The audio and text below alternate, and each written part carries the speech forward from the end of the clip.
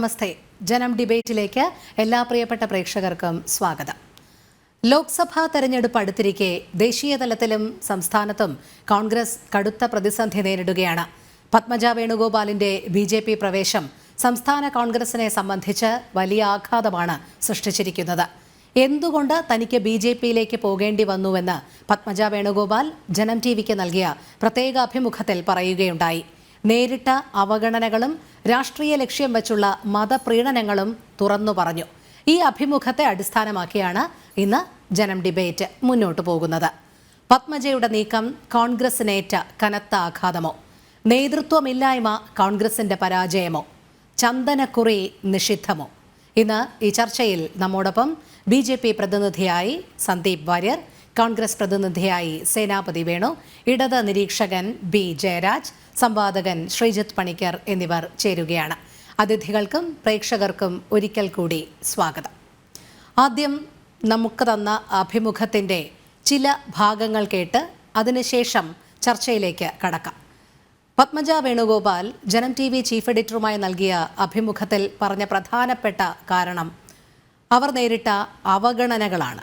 അതുമാത്രമല്ല, കോൺഗ്രസ് പ്രവർത്തകരുടെ ഭാഗത്തു നിന്ന് തന്നെ വലിയ രീതിയിൽ ഇവരെ നിയമസഭയിലടക്കം തോൽപ്പിക്കുന്നതിനുള്ള പല ശ്രമങ്ങളും ഉണ്ടായി എന്നുള്ള തുറന്നുപറച്ചിലും ഉണ്ടായി. അതിനിടയിൽ വളരെ വ്യക്തമായും സ്പഷ്ടമായും തന്നെ പറയുകയുണ്ടായി, പല നേതാക്കളും ഇനിയും BJPയിലേക്ക് വരും, അതെല്ലാം പ്രമുഖർ എന്നു തന്നെയാണ് പറയുന്നത്. നമുക്ക് അതൊന്ന് കേൾക്കാം. ഇനിയും നേതാക്കളെ പ്രതീക്ഷിക്കാമോ BJPയിൽ? തീർച്ചയായിട്ടും. എത്ര പേരൊന്നുമില്ല, ഓരോ പേരുകൾ കേട്ടപ്പം ഞെട്ടി ബോധം കെട്ടതിൽ കിടന്നുറങ്ങിപ്പോയി ഞാൻ. അത്രയുമുള്ള ആളുകൾ. എന്നാൽ തെളിച്ച് പറയാം, പ്രമുഖ നേതാക്കൾ ഇനിയും BJPയിലേക്ക് വരും.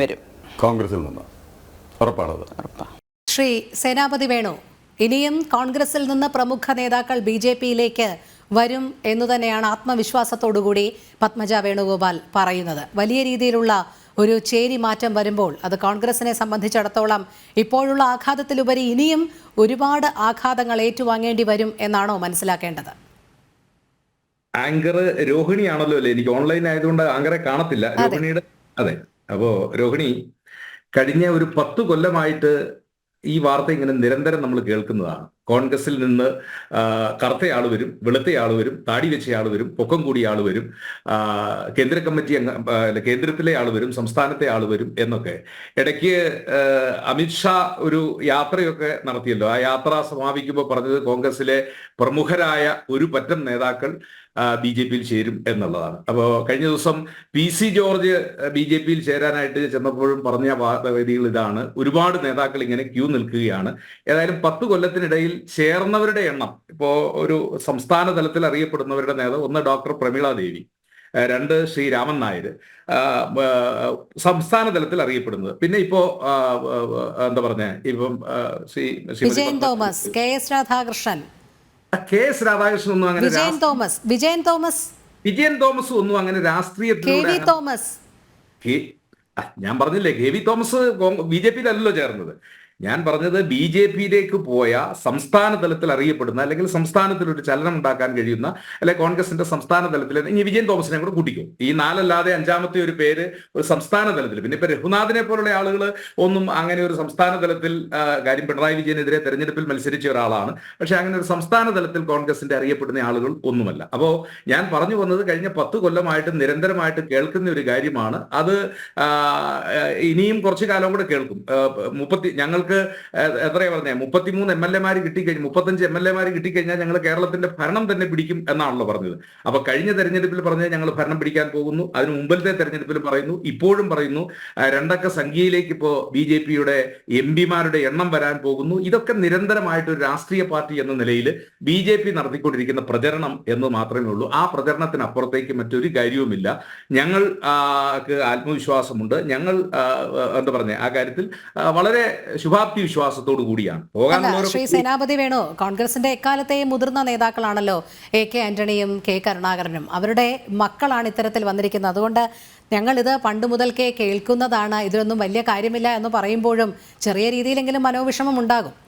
അല്ല രോഹിണി, ഞാനിപ്പോ കോൺഗ്രസിന്റെ ഒരു വക്താവായിട്ടിരിക്കുമ്പോൾ ഞാൻ ഇത് ഒന്നും കോൺഗ്രസിനെ ബാധിച്ചിട്ടില്ല, അല്ലെങ്കിൽ ഞങ്ങൾ ഇതിനെയൊക്കെ നിസ്സാരമായിട്ട് കാണുന്നു എന്നൊന്നും ഞാൻ പറയാൻ ആഗ്രഹിക്കുന്നില്ല. AK ആന്റണിയുടെ മകൻ കോൺഗ്രസ് വിട്ട് BJP-യിൽ ചേർന്നത് ഇനിയിപ്പം അദ്ദേഹത്തിന്റെ കൂടെ ആളോ അർത്ഥമോ ഉണ്ടോ എന്നുള്ളതല്ല. അത് കോൺഗ്രസ് പാർട്ടിക്ക് ഞങ്ങളുടെ എതിരാളികൾക്ക് വിമർശിക്കുവാനും, അത് എന്താ പറഞ്ഞ ഞങ്ങൾക്ക് ആശയപരമായി ഞങ്ങളെ വിമർശിക്കുന്നവർക്ക് അവരുടെ കയ്യിൽ കൊടുത്ത വടിയാണ്. അക്കാര്യത്തിൽ ഒരു തർക്കവുമില്ല, ഞങ്ങൾ അംഗീകരിക്കുന്നു. AK ആന്റണിയുടെ മകൻ അദ്ദേഹം ജീവിതകാലം മുഴുവൻ എതിർക്കുന്ന ഒരു പ്രസ്ഥാനത്തോട് ചേരുക എന്ന് പറയുന്നത് നിശ്ചയമായിട്ടും കോൺഗ്രസ് പാർട്ടിയെ സംബന്ധിച്ചിടത്തോളം ഞങ്ങൾക്ക് അത് ബുദ്ധിമുട്ടുണ്ടാക്കും, ഞങ്ങളെ വിമർശിക്കുന്നവർ. പക്ഷെ ഞങ്ങൾ പറയുന്നു, അദ്ദേഹം പോയതിനോടൊപ്പം ഞങ്ങളുടെ പാർട്ടിയിൽ നിന്ന് ഏതെങ്കിലും അണികളോ അല്ലെങ്കിൽ അനുയായികളോ കൂട്ടത്തോടെ, ഇപ്പൊ പണ്ട് എന്താ പറഞ്ഞ പൊടിപാറ കേരള കോൺഗ്രസ് വിട്ടു വന്നു കഴിഞ്ഞപ്പോൾ, അല്ലെങ്കിൽ ജോർജ് എ മാത്യു പൊട്ടംകുളം 10,000 ആളുകളെയും കൊണ്ട് കോൺഗ്രസിലേക്ക് ചേർന്നു എന്നൊക്കെ പണ്ട് നമ്മൾ കേൾക്കുമായിരുന്നു.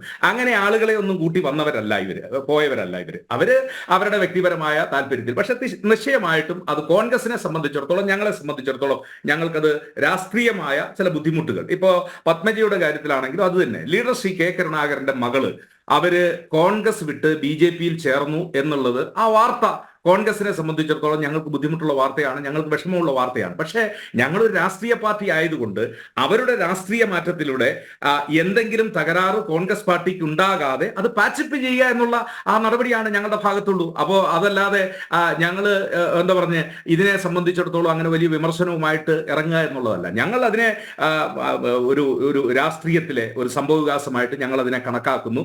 അതിനെ തരണം ചെയ്യാനുള്ള പ്രതിവിധികൾ കോൺഗ്രസ് പാർട്ടി ചെയ്തുകൊണ്ടിരിക്കുന്നു. ഞാൻ നിശ്ചയമായിട്ടും വീണ്ടും ആവർത്തിക്കുന്നു, ഒരു ചർച്ചയിൽ നമ്മൾ പറയുമ്പോൾ എന്തെങ്കിലും പറഞ്ഞാൽ പോരല്ലോ.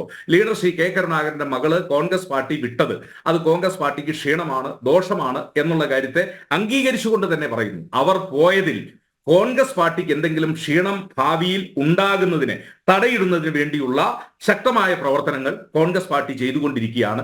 ഇനി അവർ ഞങ്ങളെ സംബന്ധിച്ചിടത്തോളം ഒരടഞ്ഞ അധ്യായമാണ്, അവരിപ്പോൾ ഞങ്ങളുടെ പാർട്ടിയുടെ ഭാഗമല്ല എന്നുള്ളത് കൊണ്ട് ഏതെങ്കിലും ഒരാൾ കോൺഗ്രസിൽ നിന്ന് അവർ പോയി എന്ന കാരണത്താൽ ഈ പാർട്ടിയിൽ നിന്ന് അവരുടെ ഒപ്പം പോകാതിരിക്കാനുള്ള നടപടികളും പോവില്ല എന്നുള്ള കാര്യത്തിൽ ഉറപ്പുവരുത്തുകയും അതാണ് കോൺഗ്രസ് പാർട്ടിക്ക് ഇപ്പോൾ ചെയ്യാനുള്ളത്. ഞങ്ങൾ ആ കാര്യങ്ങൾ ചെയ്തുകൊണ്ടിരിക്കുകയാണ്. അതാണ് ആ കാര്യത്തെക്കുറിച്ച് ഒന്നാം ഫേസിൽ ആമുഖമായിട്ട് എനിക്ക് സൂചിപ്പിക്കാനുള്ളത്. ഞാൻ പറഞ്ഞല്ലോ, ഏതെങ്കിലും അനുയായി വൃന്ദങ്ങളെ കൊണ്ടോ അല്ലെങ്കിൽ പാർട്ടിയിൽ നിന്ന് അങ്ങനെയൊന്നും അല്ല ഇവരൊക്കെ പോയിരിക്കുന്നത്. ഇവരുടേതായ വ്യക്തിപരമായ ചില താല്പര്യങ്ങളും കാര്യങ്ങളും ഒക്കെ അവരുടെ അഭിമുഖത്തിൽ അവര് പറഞ്ഞിരിക്കുന്നത്. ഞാൻ അഭിമുഖം, നിങ്ങൾക്ക് നൽകിയ അഭിമുഖം പൂർണ്ണമായിട്ട് കേട്ടു, മറ്റ് വാർത്താ ചാനലുകൾക്ക് കൊടുത്ത അഭിമുഖവും കേട്ടു. അവർ ഇതിനു മുമ്പ് നടത്തിയിട്ടുള്ള അഭിമുഖങ്ങളും എല്ലാം ഞാൻ സശ്രദ്ധം വീക്ഷിച്ചതാണ്. അപ്പോൾ 2016 അവർ തെരഞ്ഞെടുപ്പിൽ മത്സരിക്കുന്ന പോലെ ഞാനും ആ നിയമസഭാ തെരഞ്ഞെടുപ്പിൽ മത്സരിച്ചാണ്. ആ തെരഞ്ഞെടുപ്പിൽ ഞങ്ങൾ ഒരു 22 പേര് 1000 വോട്ടിന്, പത്മജ വലിയ മാർജിനിലാണ് തോറ്റത്. ഞാൻ ആ തെരഞ്ഞെടുപ്പിൽ തോക്കുന്ന 1109 വോട്ട്.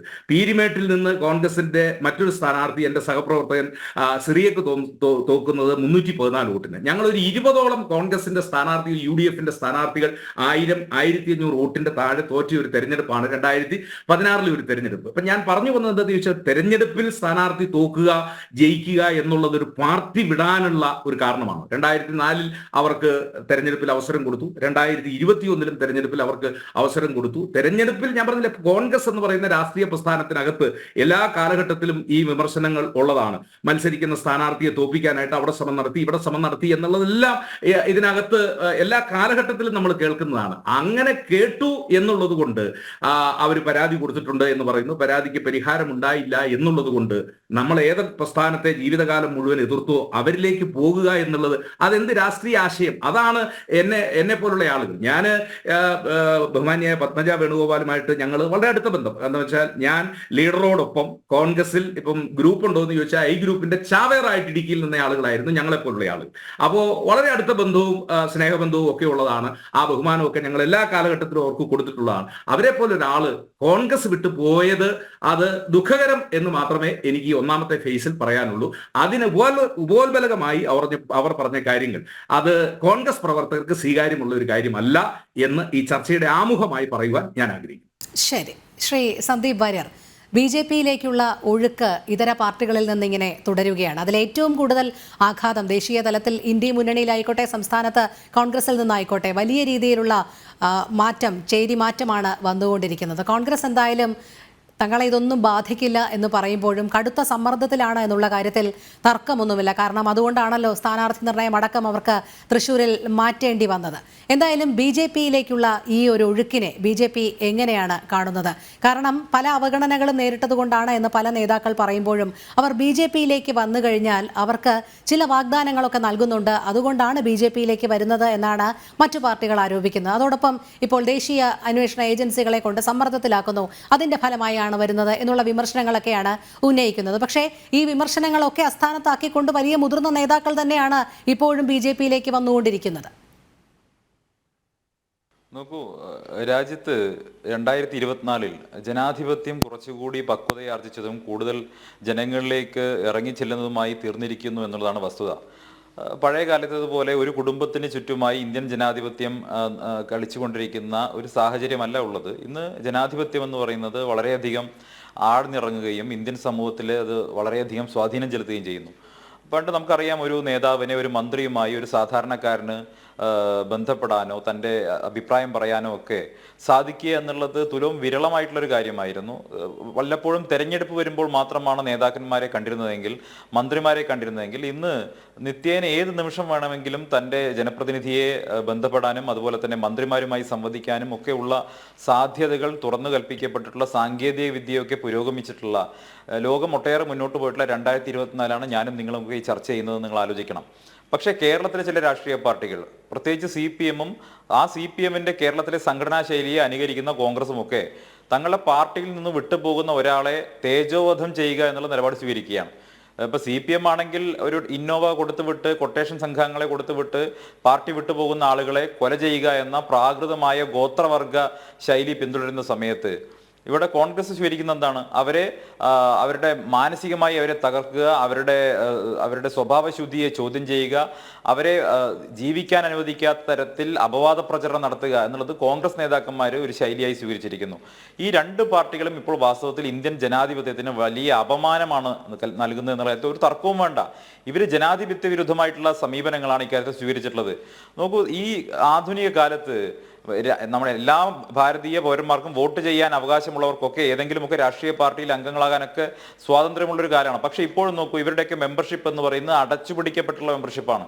ഇവിടെ BJP മാത്രമാണ്, നിങ്ങൾക്ക് ഓർമ്മയുണ്ടാകും, വർഷങ്ങൾക്ക് മുൻപ് തന്നെ ഓപ്പണായി ഏത് ഇന്ത്യൻ പൗരനും, വോട്ടർ പട്ടികയിൽ വോട്ട് ചെയ്യാൻ സാധിക്കുന്ന ഏത് ഇന്ത്യൻ പൗരനും ഭാരതീയ ജനതാ പാർട്ടിയുടെ അംഗമായി മാറാൻ സാധിക്കുന്ന തരത്തിൽ മിസ് കോൾ മെമ്പർഷിപ്പ് ഏർപ്പെടുത്തി അതിലൂടെ ഡേറ്റ സ്വീകരിച്ച് അവരുമായി ബന്ധപ്പെട്ട് ഒരു കമ്മ്യൂണിക്കേഷൻ സാധ്യമാക്കി വലിയൊരു ഡേറ്റാബേസ് ഉണ്ടാക്കി അവരെ മുഴുവൻ BJPയുടെ ഭാഗമാക്കി മാറ്റിയത്. അതുവരേക്ക് എന്തായിരുന്നു അവസ്ഥ എന്ന് പറയുന്നത്? രാഷ്ട്രീയ പാർട്ടികളുടെ അംഗത്വം എന്ന് പറയുന്നത് ഒരു പ്രിവിലേജ്ഡ് ആയിട്ടുള്ള ആളുകൾക്ക് മാത്രമുള്ളതായി മാറിയിരുന്നു. ചില ആളുകൾക്ക് മാത്രമായിരുന്നു ഈ മെമ്പർഷിപ്പ് കിട്ടിയിരുന്നത്. അപ്പൊ അവർക്ക് മാത്രമായിരുന്നു ജനാധിപത്യത്തിൽ എന്തെങ്കിലും സംസാരിക്കാനുള്ള അവകാശം ഉണ്ടായിരുന്നത്. അതിന് പകരമായി രാജ്യത്തെ മുഴുവൻ ജനങ്ങളിലേക്കും ജനാധിപത്യത്തെ കൊണ്ടുപോയതും രാജ്യത്തെ മുഴുവൻ ജനങ്ങൾക്കും അവർക്ക് പറയാനുള്ള കാര്യങ്ങൾ പറയാനും ഏതെങ്കിലും രാഷ്ട്രീയ പാർട്ടിയിൽ പ്രവർത്തിക്കാനുമുള്ള സ്വാതന്ത്ര്യം ഉണ്ടാക്കി കൊടുത്തതും അത് ഭാരതീയ ജനതാ പാർട്ടിയാണ്. ഈ 2024 സാഹചര്യം എന്താണ്? ദേശവ്യാപകമായി BJPക്ക് അനുകൂലമായ രാഷ്ട്രീയ സാഹചര്യം നിലനിൽക്കുന്നു എന്നുള്ളത് ഈ ചർച്ചയിൽ പങ്കെടുത്തുകൊണ്ടിരിക്കുന്ന എൻ്റെ സഹ പാനലിസ്റ്റുകൾ വരെ സമ്മതിക്കും. രാജ്യത്തെ ഒരു ഇലക്ഷൻ മൂഡ് എന്ന് പറയുന്നത് നരേന്ദ്രമോദിക്ക് അനുകൂലമാണ് എന്നുള്ളത് സ്വാഭാവികമായി എല്ലാവർക്കും അറിയുന്ന കാര്യമാണ്. എല്ലാ സർവേകളും ദേശീയ ജനാധിപത്യ സഖ്യം സർക്കാരിന് 400ഓളം സീറ്റുകൾ പ്രവചിക്കുന്നു. അതിൽ കൂടുതൽ സീറ്റുകൾ പ്രവചിക്കുന്ന സർവേകൾ ഉണ്ടാകുന്നു.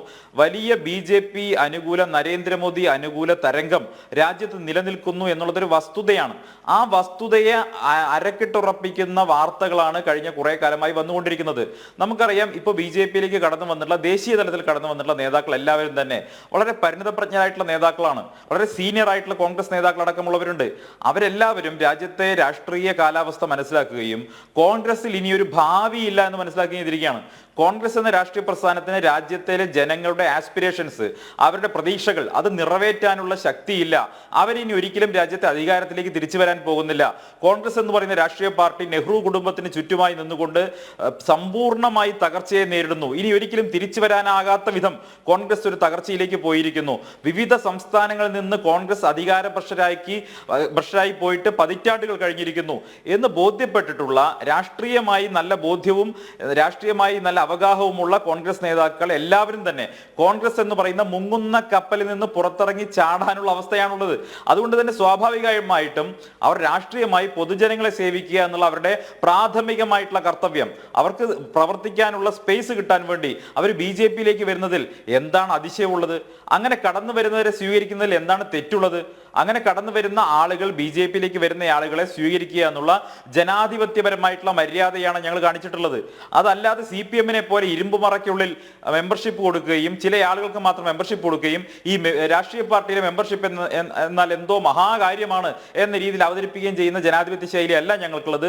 ഞങ്ങളിത് തുറന്ന ജനാധിപത്യ രീതിയാണ്. അതുകൊണ്ട് തന്നെയാണ് പത്മജ മുതൽ അനിൽ ആന്റണി വരെയുള്ളവർക്ക് BJP-യിലേക്ക് കടന്നു വരാൻ സധൈര്യം കടന്നു വരാൻ സാധിക്കുന്നത്. ഞങ്ങൾ അവരെ സ്വാഗതം ചെയ്തു. ഞങ്ങളെ പാർട്ടിയിലേക്ക് കടന്നു വരുന്ന ആളുകളെ ഞങ്ങൾ കണ്ണിന്റെ കൃഷ്ണമണി പോലെ കാത്തു സൂക്ഷിക്കും. ഒരു സംശയവും അക്കാര്യത്തിൽ വേണ്ട.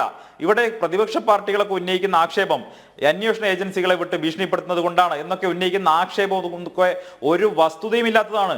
അത്തരം ഒരു ആക്ഷേപങ്ങൾക്കും ഒരു വസ്തുതയുമില്ല. ആ അന്വേഷണങ്ങളെല്ലാം ഏതെങ്കിലും നേതാക്കൾക്കെതിരെ അന്വേഷണങ്ങൾ ഉണ്ടെങ്കിൽ ആ അന്വേഷണങ്ങൾ തുടരും. ആ അന്വേഷണം തുടർന്നുകൊണ്ടിരിക്കുന്നുണ്ട്. ആ കാര്യത്തിലൊന്നും ഒരു തർക്കവും വേണ്ട. ഇവിടെ നരേന്ദ്രമോദിയുടെ മുദ്രാവാക്യം എന്ന് പറയുന്നത് ന ഖാവൂങ്ക ന ഖാനേ ദൂങ്ക എന്നുള്ളതായിരുന്നു. ഒരാളെയും അഴിമതി ചെയ്യാൻ അനുവദിക്കുകയില്ല, സ്വയം അഴിമതിക്കാരനാവുകയില്ല എന്ന പ്രതിജ്ഞയെടുത്ത് രാജ്യത്തിന്റെ പ്രധാനമന്ത്രിയായ നരേന്ദ്രമോദിയിൽ നിങ്ങൾക്ക് 100% വിശ്വസിക്കാം. BJP-യിലേക്ക് കടന്നു വരുന്ന ആളുകൾക്ക് തീർച്ചയായിട്ടും അവരുടെ പദവിക്ക് അനുസരിച്ചുള്ള അർഹമായിട്ടുള്ള പദവികൾ ഇവിടെ കൊടുക്കും. ഒരു സംശയവും കാര്യത്തിൽ വേണ്ട, തർക്കം വേണ്ട. അവർക്ക് ബഹുമാനം ഉണ്ടാകും, അവർക്ക് പ്രവർത്തിക്കാനുള്ള സ്പേസ് ഉണ്ടാകും, സ്വാതന്ത്ര്യം ഉണ്ടാകും. അക്കാര്യം BJP-യുടെ ദേശീയ നേതൃത്വം വ്യക്തമാക്കിയിട്ടുണ്ട്. കോൺഗ്രസിന്റെ സംസ്ഥാന നേതൃത്വത്തിൽ നിന്ന് ശ്രീ AK ആന്റണിയുടെ മകനും ശ്രീ K കരുണാകരന്റെ മകനും കടന്നു വന്നു എന്നുള്ളത് കേവലം എന്താ പറയാ ഒരു കുറെ മനുഷ്യരെ കൊണ്ട് കടന്നു വന്നു എന്നതിലുപരിയായി അതൊരു സിംബോളിക് ആയിട്ടുള്ള ഒരു ആക്ട് കൂടിയാണ്. അത് ഒരു പ്രതീകാത്മകമായിട്ടുള്ള ഒരു നടപടി കൂടിയായിട്ടാണ് ഞാൻ കരുതുന്നത്. കാരണം കേരളത്തിൽ കോൺഗ്രസിനെ സ്ഥാപിച്ച ശ്രീ AK ആന്റണിയുടെ മകനും K കരുണാകരന്റെ മകളും കടന്നു വന്നിട്ടുള്ളത് തീർച്ചയായിട്ടും അത് വളരെ സിംബോളിക് ആയിട്ടുള്ള ഒരു ആക്ട് ആണ്. കോൺഗ്രസിന്റെ സ്ഥാപക നേതാക്കളുടെ 2 പേർ, ഏറ്റവും പ്രമുഖരായ നേതാക്കളുടെ മക്കൾ 2 പേർ BJP-യിലേക്ക് കടന്നു വരുന്നു എന്ന് പറയുമ്പോൾ അത് സ്വാഭാവികമായിട്ടും കേരളത്തിലെ ജനങ്ങൾക്കിടയിൽ, കോൺഗ്രസ് പ്രവർത്തകർക്കിടയിൽ നൽകുന്ന സന്ദേശം എന്ന് പറയുന്നത് ഇനിയുള്ള കാലം അത് BJP-യുടേതാണ്. കോൺഗ്രസിൽ ഇനി പ്രതീക്ഷ വേണ്ട, അതിനി ഒരിക്കലും രാജ്യത്ത് അധികാരത്തിൽ തിരിച്ചു വരാൻ സാധിക്കില്ല. കോൺഗ്രസ് സമ്പൂർണ്ണമായി തകർന്നു കഴിഞ്ഞു. ഇന്ന് കോൺഗ്രസിന്റെ സംഘടനാ ദൗത്യമുള്ള അഖിലേന്ത്യാ ജനറൽ സെക്രട്ടറിക്ക് പോലും രാജസ്ഥാനിൽ നിന്നുള്ള തന്റെ രാജ്യസഭാ സീറ്റ് നഷ്ടപ്പെട്ടാൽ പോലും കുഴപ്പമില്ല എന്ന് കരുതി കേരളത്തിൽ വന്ന് ലോക്സഭാ തെരഞ്ഞെടുപ്പ് നേരിടേണ്ടി വരുന്ന രാഷ്ട്രീയ സാഹചര്യം, അത്രമേൽ ദയനീയമായ സാഹചര്യം കോൺഗ്രസിന് വന്നു ഭവിച്ചിരിക്കുന്നു. കേരളത്തിലും അവർക്ക് സീറ്റ് കുറയാൻ പോകുന്നു എന്നവർക്ക് നല്ല ബോധ്യമുള്ളത് കൊണ്ടാണ് രാജ്യസഭാ അംഗത്വം പോയാലും കുഴപ്പമില്ല എന്ന് കരുതി KC വേണുഗോപാലിനെ അടക്കം ഇങ്ങോട്ട് കൊണ്ടുവന്നിരിക്കുന്നത്. അപ്പൊ കോൺഗ്രസ് പോയി പെട്ടിരിക്കുന്ന അവസ്ഥ എന്ന് പറയുന്നത് സമ്പൂർണമായ തകർച്ചയുടേതും അതിന്റെ ഏറ്റവും അവസാനത്തെ ഊർധ്വം വലിച്ചുകൊണ്ടിരിക്കുകയാണ് കോൺഗ്രസ്.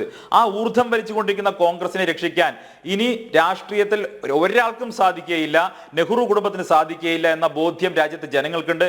അതിന് കാരണമായത് കോൺഗ്രസ് സ്വീകരിച്ചിട്ടുള്ള കാലങ്ങളായി ഇപ്പൊ സ്വീകരിച്ചുകൊണ്ടിരിക്കുന്ന ദേശവിരുദ്ധമായിട്ടുള്ള നിലപാടുകളാണ്. ആ ദേശവിരുദ്ധമായിട്ടുള്ള നിലപാടുകൾ കോൺഗ്രസിന്റെ അഖിലേന്ത്യാ നേതൃത്വത്തിനെ ഉപദേശിച്ചു കൊടുത്തത് ദൗർഭാഗ്യവശാൽ കേരളത്തിൽ നിന്നുള്ള ഈ ഇടത് ലൈൻ പിന്തുടരുന്ന, ലെഫ്റ്റിസ്റ്റ് ലൈൻ പിന്തുടരുന്ന കേരളത്തിലെ നേതാക്കന്മാരാണ്. കോൺഗ്രസിന്റെ രാജ്യത്തെ സമ്പൂർണമായ തകർച്ചയ്ക്ക് ഉത്തരവാദി കേരളത്തിൽ നിന്നുള്ള കോൺഗ്രസ് നേതാക്കന്മാർ സ്വീകരിച്ചിട്ടുള്ള അന്ധമായ BJP വിരോധവും CPM അനുകൂല നിലപാടും ലെഫ്റ്റ് അനുകൂല നിലപാടുമാണ്.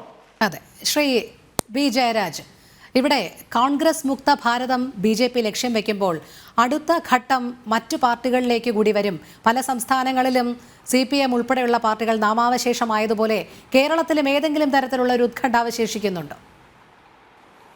അത് പറയുന്നതിന് മുമ്പ് കുറച്ച് കാര്യങ്ങളോട് എനിക്ക് പറയാനുണ്ട്. കാരണം ഞാൻ രോഹിണി ഇത് കേൾക്കണം. കാരണം ഞാൻ ഈ ശ്രീ പ്രദീപ് പിള്ള നടത്തിയ ഇൻ്റർവ്യൂ പൂർണ്ണമായും ഞാൻ കണ്ടു. മറ്റ് ചാനലുകളിൽ പത്മജ വേണുഗോപാൽ പറയുന്നത് ഞാൻ കേട്ടു. എനിക്കതിനകത്ത് പ്രധാനമായിട്ട് പറയാനുള്ളത്, അന്ന് ഞാൻ പണ്ട് സ്കൂളിൽ പഠിക്കുമ്പോൾ പഠിച്ച തുളസീദാസിൻ്റെ ഒരു കവിതയുണ്ട്. അത് ഞാനിവിടെ ഒരു സമയം കിട്ടുമെങ്കിൽ ഞാൻ പറയാം.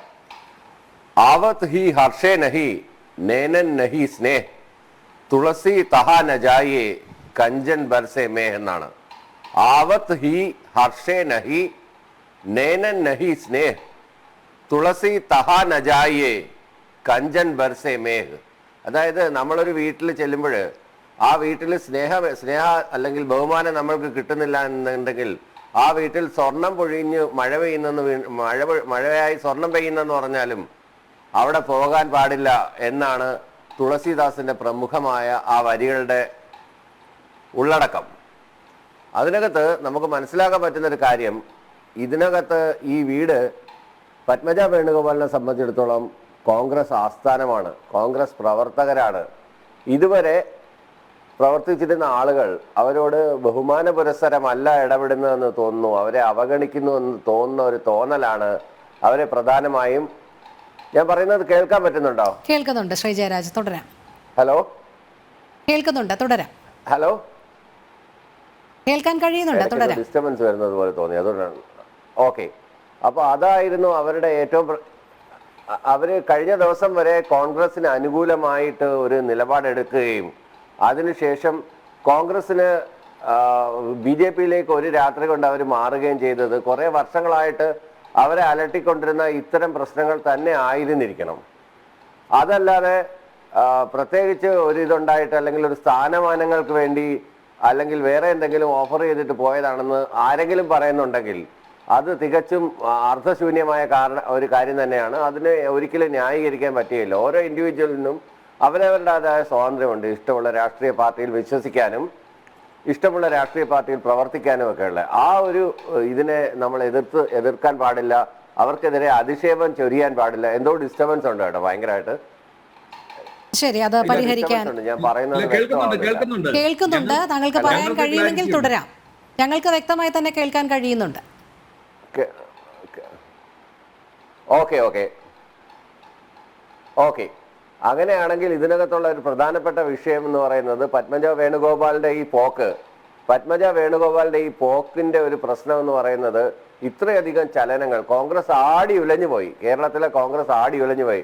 അതുകൊണ്ടാണല്ലോ ഇത്രയധികം സീറ്റ് ഷഫ്ലിങ്ങും നേരത്തെ നമ്മൾ സൂചിപ്പിച്ചതുപോലെ ഇപ്പൊ KC വേണുഗോപാൽ അടക്കം രാജ്യസഭ സീറ്റ് വരെ നഷ്ടപ്പെടുത്തിക്കൊണ്ട് ഇവിടെ വന്ന് മത്സരിക്കുന്ന ഒരു സാഹചര്യം ഉണ്ടായി. വയനാട്ടിൽ നിന്ന് മത്സരിക്കുന്നില്ല എന്ന് ഒരു ഘട്ടത്തിൽ തീരുമാനമെടുത്തിരുന്ന രാഹുൽ ഗാന്ധി വീണ്ടും വയനാട്ടിൽ മത്സരിക്കാൻ തീരുമാനം ഉണ്ടാകുന്നു. ഇഷ്ടമല്ലെങ്കിൽ പോലും നമ്മുടെ ഷാഫി പറമ്പിലിനെ അവിടെ കൊണ്ടുവന്ന് മത്സരിപ്പിക്കുന്നു. മുരളീധരൻ തൃശ്ശൂരേക്ക് വരുന്നു. ഇത്തരം ഒരു രാഷ്ട്രീയ ഷഫിൾ ഈ ഒരു അടുത്ത തെരഞ്ഞെടുപ്പിന്റെ അനൗൺസ്മെന്റ് ഒക്കെ ആയിരിക്കുന്ന ഒരു സമയത്ത് ഉണ്ടാവുക എന്ന് പറഞ്ഞു കഴിഞ്ഞാൽ കേരള രാഷ്ട്രീയം ആടി ഉലഞ്ഞെന്ന് തന്നെയാണ്, കോൺഗ്രസ് ആടി ഉലഞ്ഞെന്ന് തന്നെയാണ് അതിനകത്തുള്ള ഒരു സൂചന. അതിനകത്ത് പത്മജയെ പോലുള്ള നമ്മളെപ്പോഴും സ്ത്രീ ശാക്തീകരണത്തിനെയും സ്ത്രീകൾക്ക് അംഗീകാരം കൊടുക്കുന്നതിനും സ്ത്രീകൾക്ക് സ്ഥാനമാനങ്ങൾ കൊടുക്കുന്നതിനെ കുറിച്ചൊക്കെ വാദവരാതെ സംസാരിക്കുകയൊക്കെ ചെയ്യുന്ന ആളുകളാണ്. പക്ഷേ ഡിസിഷൻ മേക്കിംഗ് ബോഡീസിൽ സ്ത്രീകൾ വരാത്തിടത്തോളം കാലം ഇപ്പം നമ്മള് ശ്രീ ജയരാജ്, ഇവിടെ ഉന്നയിച്ച ചോദ്യം എന്ന് പറയുന്നത് പത്മജ വേണുഗോപാലും അനിൽ ആന്റണിയും പോയതിനോടൊപ്പം തന്നെ അവർ പ്രതീകങ്ങളാണ്. ഇനി മറ്റു പലർക്കും പോകാൻ തോന്നാം. കാരണം BJP എന്നുള്ള ആകർഷണമാണ്, ഒരു ദേശീയ നേതാവ്, ശക്തനായ നേതാവ് എന്നുള്ളൊരു ആകർഷണമാണ്.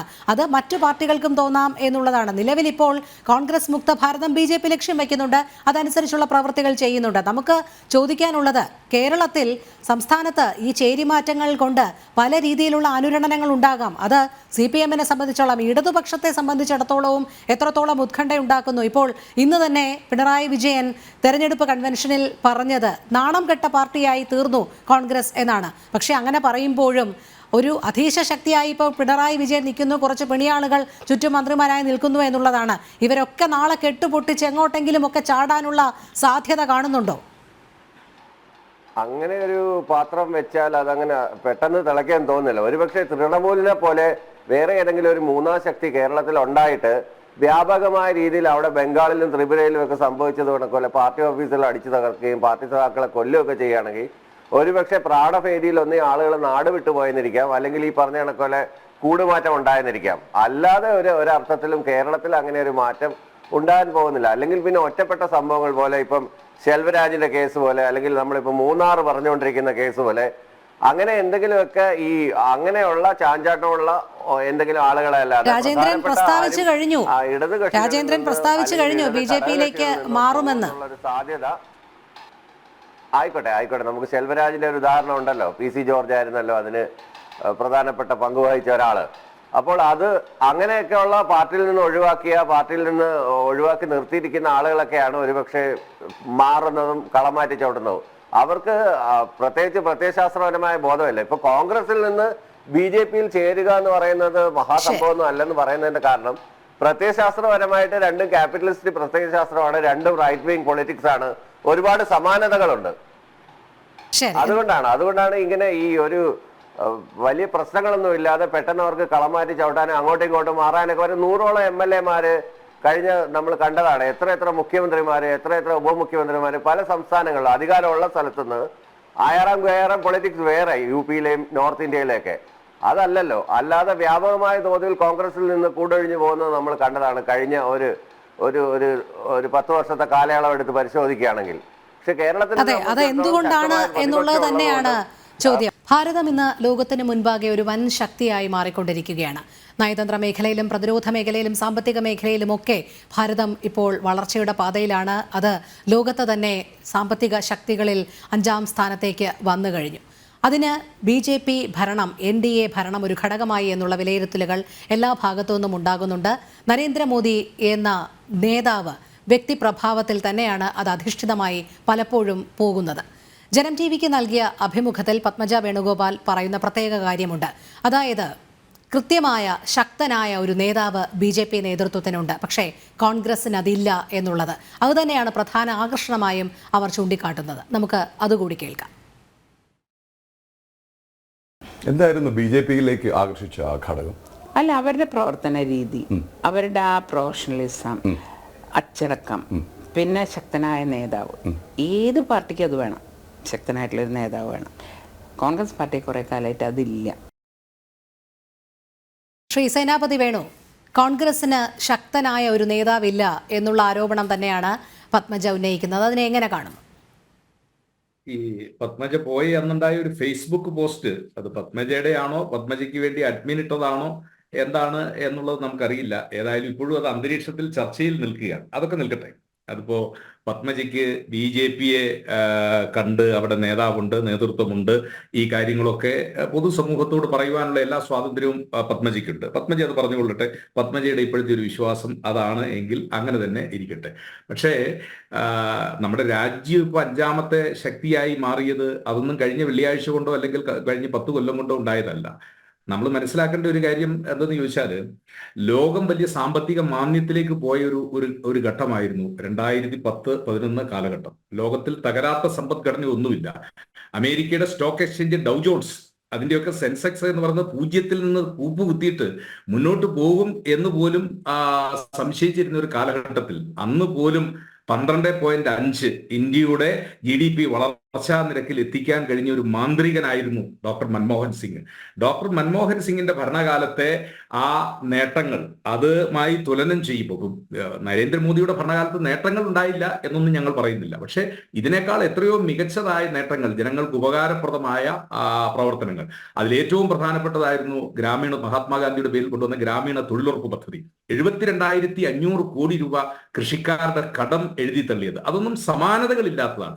ഇന്ത്യയുടെ ചരിത്രത്തിൽ ആദ്യമായി വിദ്യാഭ്യാസ ലോൺ സാർവത്രികമാക്കിക്കൊണ്ട്, ഇപ്പോ രോഹിണിയുടെ നാട്ടിലും എന്റെ നാട്ടിലും സന്ദീപ് വാര്യരുടെ നാട്ടിലും ജയരാജന്റെ നാട്ടിലും പരിശോധിച്ച 10 വീട് പരിശോധിച്ചു കഴിഞ്ഞാൽ 4 വിദ്യാർത്ഥികൾ വിദ്യാഭ്യാസ ലോൺ എടുത്ത് 10 വീട് പരിശോധിച്ചാൽ 4 പേരെങ്കിലും വിദ്യാഭ്യാസ ലോൺ എടുത്ത് കേരളത്തിലോ കേരളത്തിന് വെളിയിലോ ഇന്ത്യക്ക് വെളിയിലോ ഉന്നത വിദ്യാഭ്യാസം നേടുന്നു. ഞാൻ പറഞ്ഞു വന്നത് അതൊക്കെ സമാനതകളില്ലാത്ത ജനോപകാരപ്രദങ്ങളായ പരിപാടികളാണ്. അതൊക്കെ നടപ്പിലാക്കിക്കൊണ്ട് അതിൻ്റെയൊക്കെ ഒരു പിന്തുടർച്ച, അത് ഇന്ത്യ ഒരു ദിവസം കൊണ്ടോ അല്ലെങ്കിൽ ഒരു മാസം കൊണ്ടോ അല്ലെങ്കിൽ 10 കൊല്ലം കൊണ്ടോ അല്ല ഇന്ത്യ ഒരു വൻശക്തിയായി മാറിയത്. ഇന്ത്യ വൻശക്തിയായി മാറിയത് അത് കഴിഞ്ഞ 58 കൊല്ലക്കാലം ഈ രാജ്യം ഭരിച്ച കോൺഗ്രസ് ഗവൺമെന്റുകൾ, അവരുടെ സംഭാവന, അവർ പണിതെത്തിയ അടിത്തറ, ആ അടിത്തറയിൽ നിന്ന് അതിനപ്പുറത്തേക്കുള്ള കാര്യങ്ങൾ ഒക്കെ നമുക്ക് പിന്നീട് ചർച്ച ചെയ്യാം. ഞാനിപ്പോ ഇവിടെ പറഞ്ഞു വന്നത് ബഹുമാന്യായ പത്മജയ്ക്ക് ഇപ്പോൾ തോന്നുന്നു കോൺഗ്രസിൽ നേതാക്കളില്ല, നേതൃത്വം ഇല്ല എന്നുള്ള ഒരു തോന്നൽ. എപ്പോഴാണ് അവർക്ക് ആ നേതൃത്വം എന്നുള്ള തോന്നൽ വന്നത്?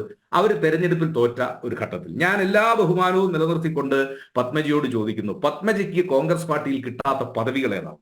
നിങ്ങളൊന്ന് ആലോചിച്ച് നോക്കുക. കേരളത്തിലെ കോൺഗ്രസിന്റെ ഏറ്റവും മുതിർന്ന പദവി എന്ന് പറയുന്നത് KPCC പ്രസിഡന്റാണ്. അതിന് തൊട്ട് താഴത്തെ പദവി എന്ന് പറയുന്നത് KPCC വൈസ് പ്രസിഡന്റാണ്. Shrimati Padmaja Venugopal KPCC vice president ആയ ആളാണ്. അവർ AICCയുടെ അംഗമായിരുന്നു, അവർ KTDCയുടെ ചെയർപേഴ്സൺ ആയിരുന്നു.